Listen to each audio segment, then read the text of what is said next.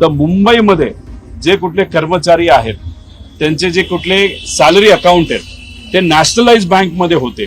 आता त्या सर्व कर्मचाऱ्यांना सांगण्यात आलेलं आहे की नॅशनलाइज बँकेतून तुमचे अकाउंट काढा आणि मुंबई सहकारी बँकेमध्ये तुम्ही घ्या. आमचं मुंबई सहकारी बँकेमध्ये त्याचा काही विरोध नाही, पण जर आपण बघितलं तर तिथे काय त्या बँक चालवणारे जे नेते आहेत कदाचित त्यांना मंत्रिपद दिलं नसावं म्हणून वेगळ्या पद्धतीने पुनर्वसन करतात का काय असं आपल्याला बोलावं लागेल.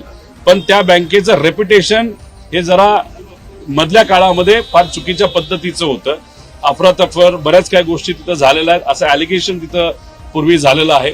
त्यामुळे आमचं मत आहे की हा पैसा सुखरूप आहे का, हा बदल तुम्ही करत असाल तर मग नॅशनलाइज जसं महाराष्ट्र बँक आहे आपली महाराष्ट्र नॅशनलाइज बँक जी आहे त्या बँकेमध्ये जे काही सवलती आमच्या कामगारांना मिळतात त्या तिथं मिळणार आहेत का, आणि जो पैसा तिथं आता तुम्ही डायव्हर्ट करत आहात हजारो कोटी डायव्हर्ट करत आहात तो पैसा सुखरूप आहे का, ह्या गोष्टी सुद्धा त्या ठिकाणी बघण्याची जरूरत आहे असं आमचं सगळ्यांचं मत आहे.